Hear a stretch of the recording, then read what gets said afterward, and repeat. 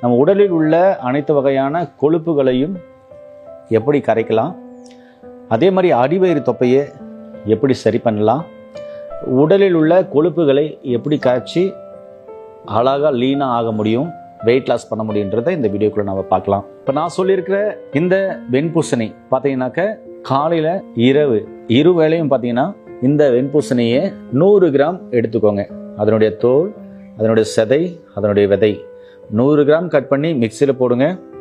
அப்படியே அரைச்சி முழுசாக பச்சையை அரைச்சி புழிஞ்சு வடிகட்டி சாறு எடுத்திங்கன்னா அந்த 100 கிராம் சாறு வரும். காலையில் ஒரு டைம், சாயந்தரம் ஒரு டைம். கொலஸ்ட்ரால் உள்ளவங்க குடிக்கலாம், உடம்பு வெயிட் லாஸ் பண்ணுறவங்க குடிக்கலாம், அதே மாதிரி உடல் உஷ்ணமாக இருக்கிறவங்க குடிக்கலாம், அஜீர்ணம் சம்மந்தமான பிரச்சனை இருக்குது, அல்சர் சம்மந்தமான பிரச்சனை இருக்குது, வாயு சம்மந்தமான பிரச்சனை இருக்கிறவங்க குடிக்கலாம். சரிங்களா? வேறு எந்த இடத்துல கொழுப்பு இருந்தாலும் சரி தாராளமாக நீங்கள் எடுத்துக்கலாம். இதை காலையில் 100 கிராம், சாயந்தரம் 100 கிராம் தொடர்ந்து நீங்கள் எடுத்து வர்றது ரொம்ப ரொம்ப நல்லது. இது ஒரு நாளைக்கு 2 வேளை எடுத்துக்கலாம்.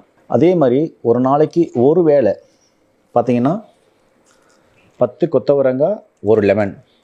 பெரிய லெமனாக இருந்தால் ஆஃப், சின்ன லெமனாக இருந்தால் 1 பழம் போதுமானது. 10 கொத்தவரங்காய் ரெண்டையும் அதனுடைய தோல், அதனுடைய சதை, அதனுடைய விதையோடு கட் பண்ணி மிக்சியில் போட்டு ஒரு 1/2 டம்ளர் தண்ணி ஊற்றி அரைச்சி புழிஞ்சி வடிகட்டி மதிய நேரம் சாப்பிட்ட பின்னாடி நீங்கள் இந்த சாறை தொடர்ந்து குடிச்சிட்டு வரலாம். இது குடிக்கும்போது என்ன ஆகும் அப்படின்னா, நரம்பு நாளங்களில் இருக்கிற அடைப்புகள் வெளியேறும். முக்கியமாக நரம்புகள் வலிமையாகும். அதே மாதிரி உடல் உஷ்ணத்தை குறைக்கும். சரிங்களா? அதனால் பார்த்தீங்கன்னாக்கா இதை நீங்கள் எடுக்கிறது ரொம்ப ரொம்ப நல்லது. சரிங்களா? அதே மாதிரி பேரலைஸ் வந்தவங்க இந்த கொத்தவரங்காயை அடிக்கடி அவங்களுடைய உணவில் சேர்த்திக்கிறது ரொம்ப ரொம்ப அற்புதமான ஒரு விஷயம். அதுக்கப்புறம் என்னுடைய கையில் இருக்கிறது கோவக்காய். இந்த கோவக்காய் பார்த்திங்கனாக்கா உடலில் உள்ள கெட்ட கொழுப்புகளை கரைக்கிறதுல முதன்மையான இடம் வகிக்குது. இது சர்க்கரை பேஷண்ட்டும் எடுக்கலாம், சுகர் உள்ளவங்களும் எடுத்துக்கலாம். சுகரால் ஏற்பட்ட தாக்கங்கள் குறையும். உச்சநல உள்ளங்கால் வரை எந்த இடத்துல கொழுப்புகள் இருந்தாலும் சரி, அடைச்சிருந்தாலும் சரி, இதை கரைச்சி வெளியேற்றுறதுல இந்த கோவக்காய் ஒரு அற்புதமான இடம் வகிக்குது. இதை காலையில் 5, அதுக்கப்புறம் சாயந்தரம் 5 எடுத்து மிக்சியில் போட்டு அரைச்சி புழிஞ்சு வடிகட்டி குடிக்கணும். இதுவும் பச்சையாக தான் குடிக்கணும், இல்லைன்னா பச்சையாகவே கடிச்சு மட்டும் சாப்பிட்லாம்.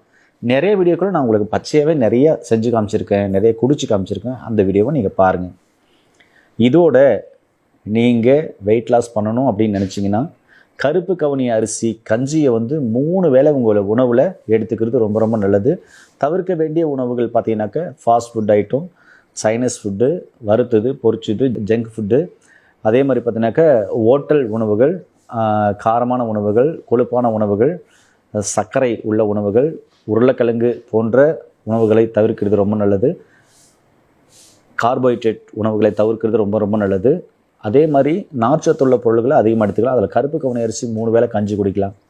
கருப்பு கவுனி அரிசி 3 வேளை கஞ்சி குடிக்கிறவங்களுக்கு ஒரு சிலருக்கு ஏற்படக்கூடிய பாதிப்புகள் என்ன அப்படின்னு சொன்னால், லூஸ் மோஷன் போகும். பயப்பட வேண்டாம், அது 1-2 நாள்லேயே உங்களுக்கு சரியாயிடும். ஒரு சிலருக்கு உடல் உஷ்ணமாகும் கருப்பு கவுனி அரிசி கஞ்சி குடித்தா. அப்போது அந்த உடல் உஷ்ணத்தை சரி பண்ணுறதுக்கு இந்த மாதிரியான ஜூஸ்கள் உங்களுக்கு ரொம்ப ரொம்ப ஹெல்ப் பண்ணுங்க. இல்லை ஒருவேளை இந்த ஜூஸெல்லாம் பிடிக்கல, கருப்பு கவுனி கஞ்சி மட்டும் நான் குடிக்கிறேன் சார் அப்படின்னா, அதுக்கு ஏற்ற அந்த சூட்டை தணிப்பதற்கு ஈக்குவலாக நீங்கள் என்ன பண்ணணுனாக்க உங்கள் உடலுக்கு தேவையான குளிர்ச்சியான ஆகாரங்களை நீங்கள் சீக்கிரமாக செரிமானமாகக்கூடிய ஆகாரங்களை எடுத்துக்கிறது ரொம்ப நல்லது. இதில் உங்களுக்கு எடுத்துக்காட்டாக சொல்லலாம் அப்படின்னு சொன்னாக்க மணத்தக்காளி கீரை சூப்பு, இல்லைனாக்கா கீரை பொரியல் கூட்டு எடுத்துக்கலாம்.